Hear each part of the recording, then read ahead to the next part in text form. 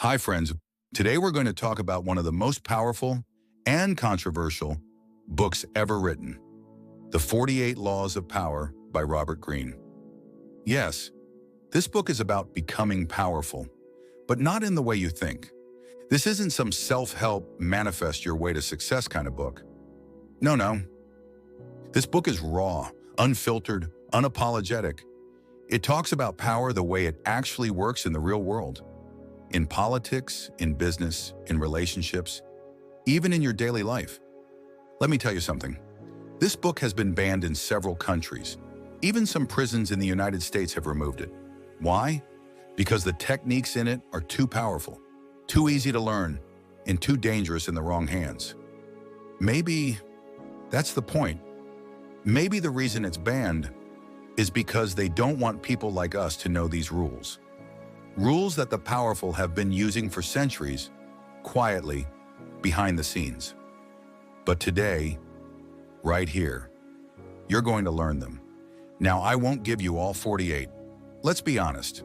Most people won't remember all 48 anyway. But what I will give you are the top 10 most powerful laws. The ones that hit hardest, that work fastest, that change the way you move in the world. So if you want to be someone who understands power, someone who can read people, control situations, and win without making others feel like they lost, then stay with me till the end. And if you're new to the channel, this is Universal Audiobooks. Here, we bring life-changing books to life every Sunday, 10 a.m. So go ahead, subscribe, and now, let's begin. Law 1. Never outshine the master. Let me tell you a story. There was once a young advisor, brilliant, sharp, and loyal, working in the court of a powerful nobleman in Renaissance Italy. This young man, let's call him Lorenzo, had a gift. He was a genius with ideas. Every strategy he proposed brought wealth and praise to the court. One day he presented a plan so innovative, so flawless, that the entire hall rose to applaud him.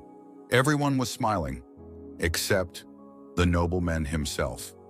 Later that evening, as celebrations echoed in the halls, the nobleman stood alone on his balcony, watching the sky.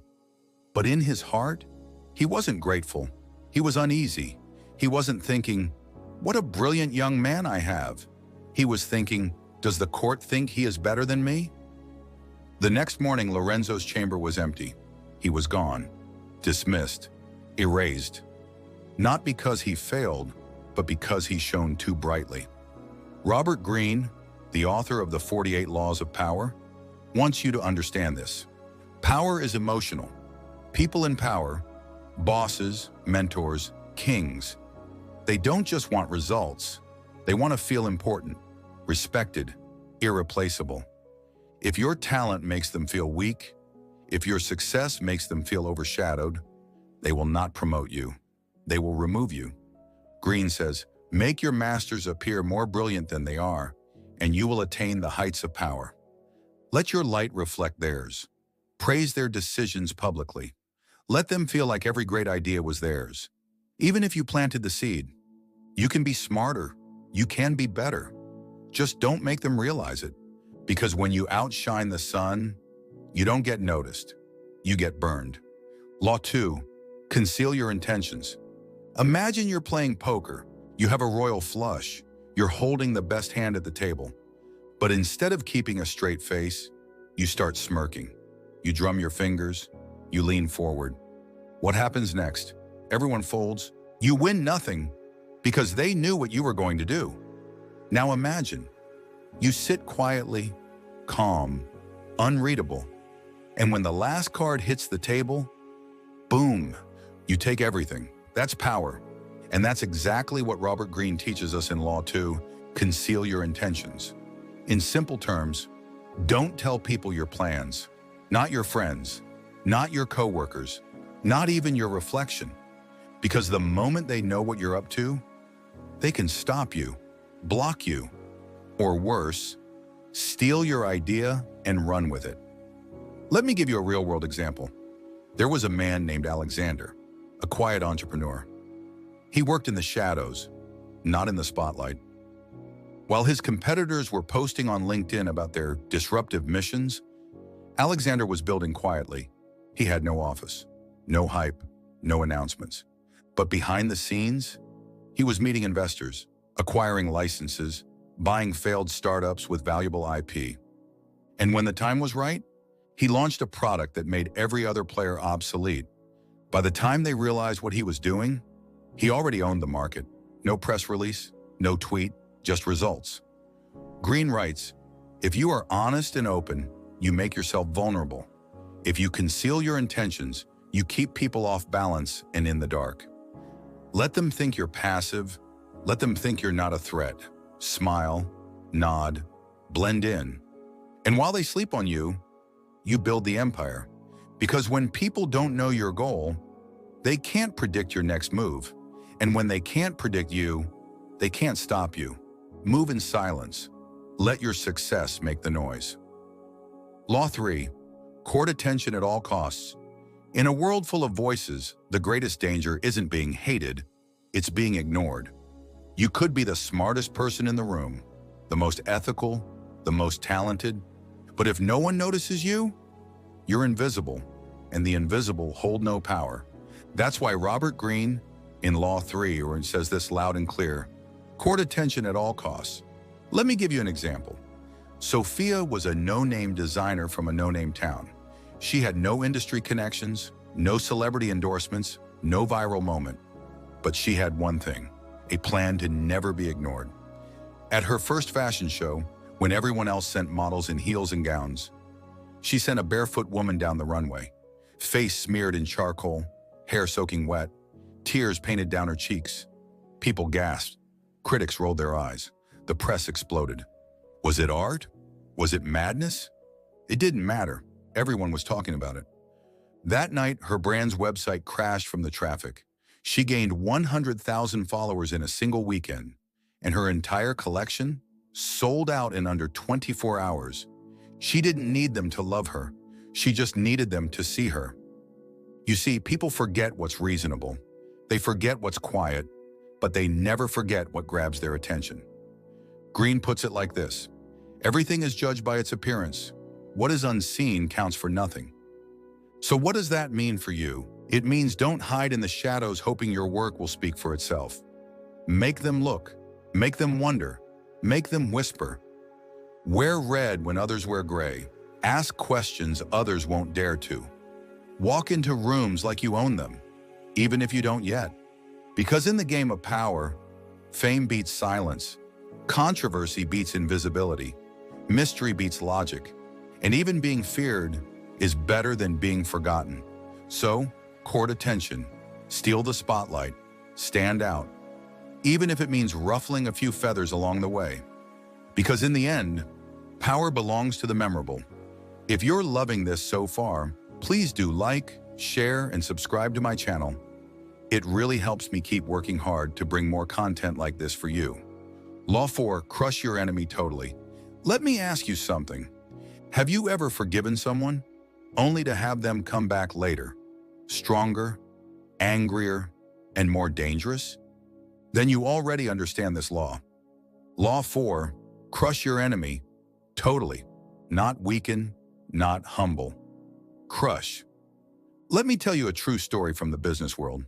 Carlos was a rising star, founder of a fast-growing tech company. He had just acquired a smaller rival company led by a man named Eli. Sharp, ambitious, a bit too ambitious. Carlos, being the nice guy, thought, let's show goodwill.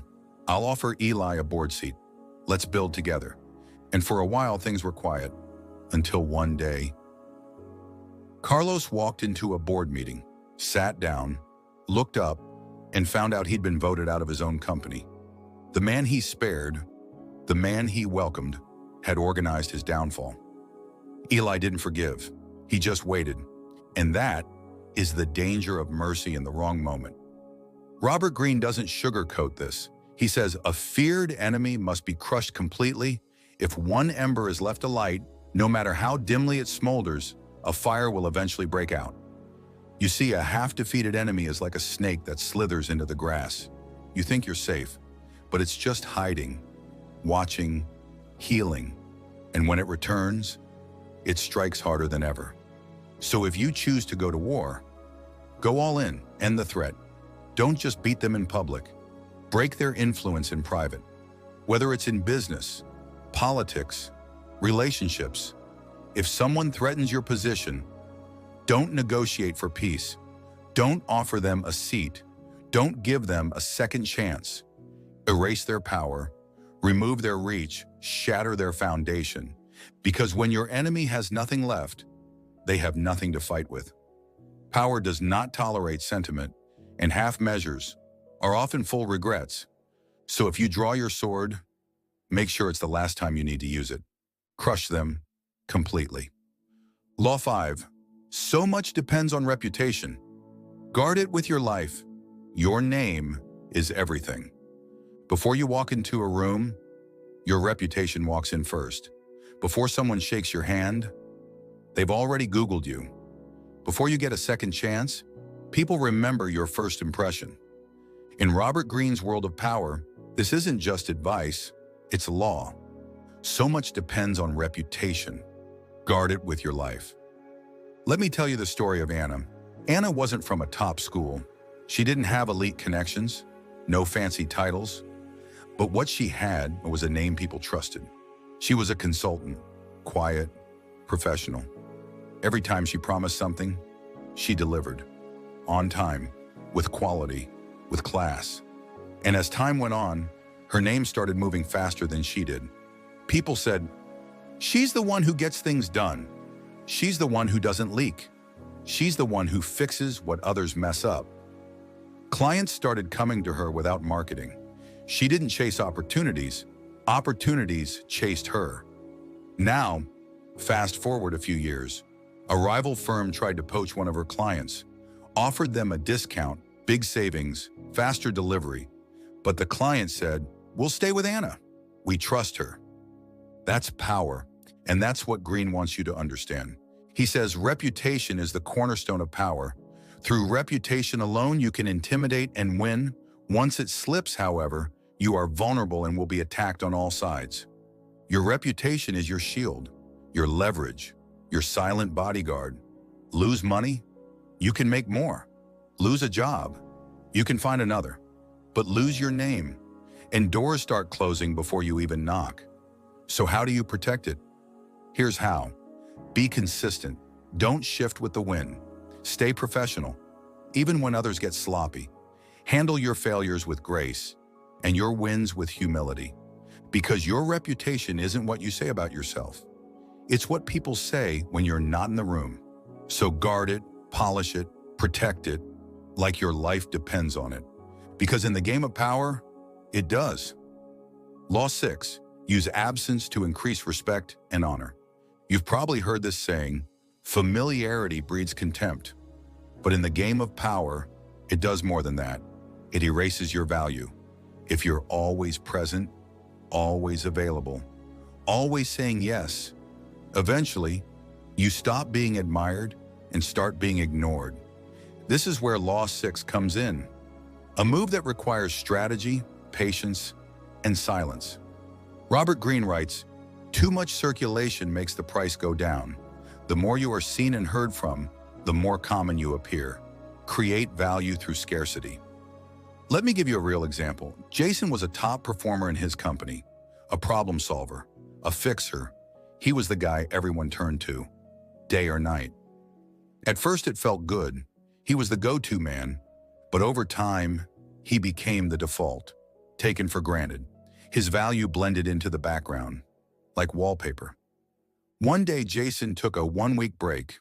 No emails, no late-night calls, just gone. And guess what happened? Meetings stalled, managers hesitated, people panicked. His absence made one thing painfully clear. Jason wasn't just helpful, he was essential. When he returned, he was treated differently. His voice carried weight. His time was respected. He hadn't done anything new. He had simply disappeared. Because sometimes, the power lies not in your presence, but in your absence. Greene wants you to understand this. If you want to be valued, you must sometimes vanish.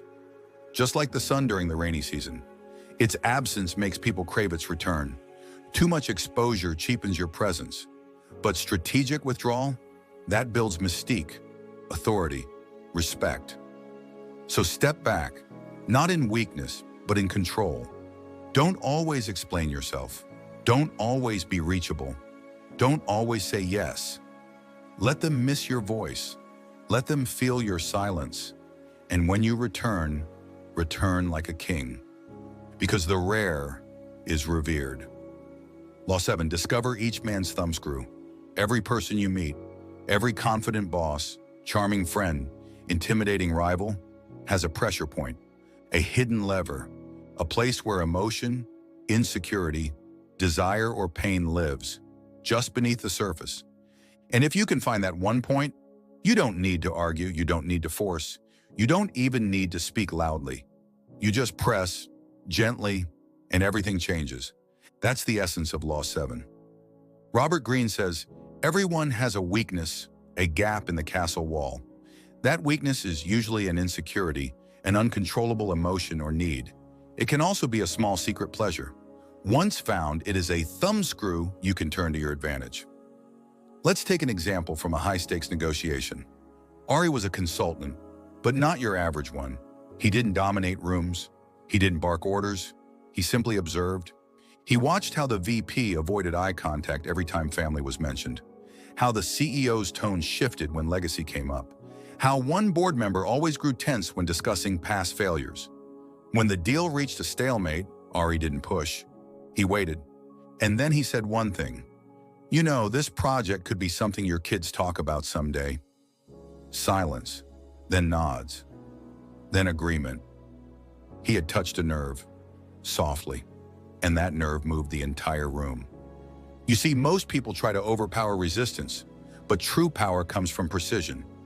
So how do you find the thumbscrew? Listen more than you speak. Watch for emotional shifts. Notice what they avoid and what lights them up. Ask questions and let silence do the work. Everyone is vulnerable somewhere, and that vulnerability is your quiet key to influence. But here's the ethical line, and Greene hints at this too. This law is not about cruelty. It's about control. It's not about hurting someone. It's about understanding them better than they understand themselves. Because when you know what drives someone, you can direct the wheel. So don't shout, don't struggle, just find the screw and turn it. Law 8, despise the free lunch. Let me ask you something. Have you ever received something that felt too generous? A gift, an offer, a favor that seemed a little too easy.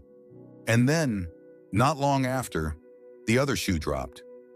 That, my friend, is not generosity, it's bait.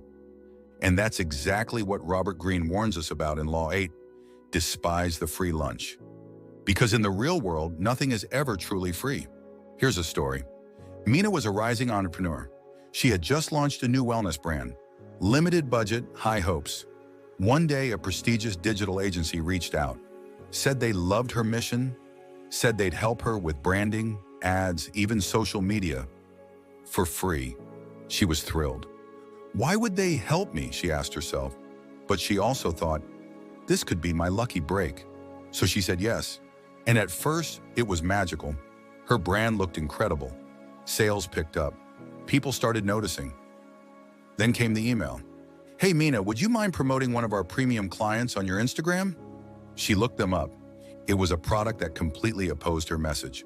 Artificial, misleading, toxic. She declined. They didn't respond. 2 days later, her campaign was pulled. Her ad accounts flagged. Some of her designs, mysteriously, ended up in another agency's portfolio. The cost of free was her control. Greene's take? What is offered for free is dangerous. It usually involves either a trick or a hidden obligation. What has worth is worth paying for. When you pay for something, you own the outcome.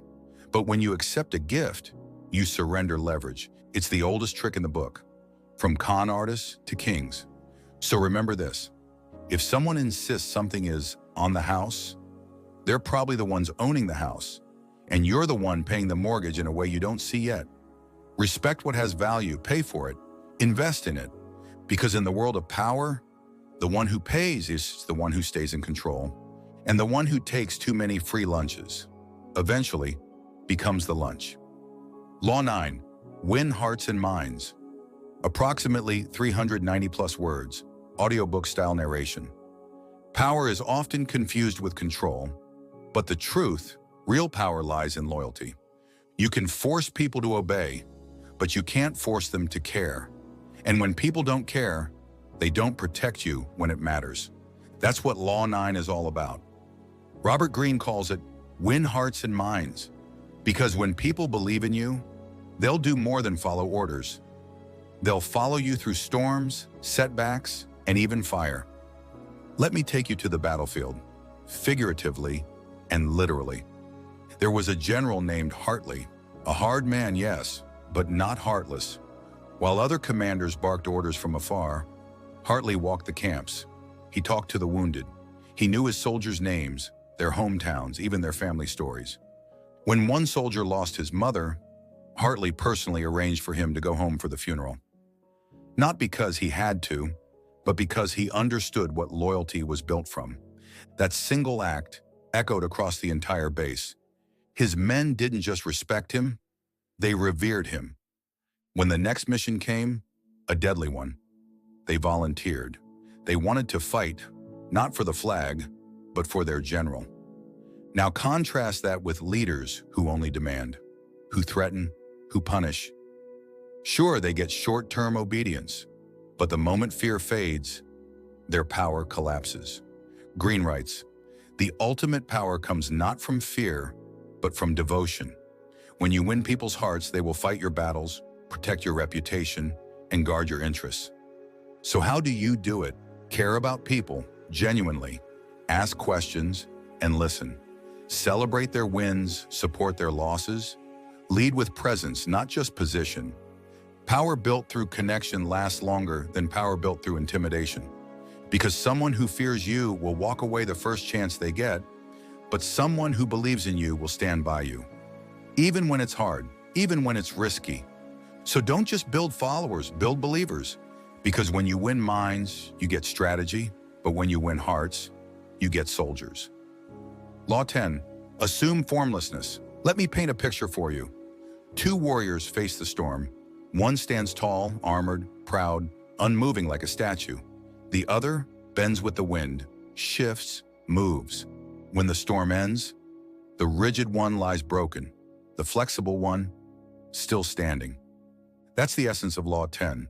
Robert Greene calls it assume formlessness, and it may just be the most survivable law of all, because in the real world, power doesn't always belong to the strong.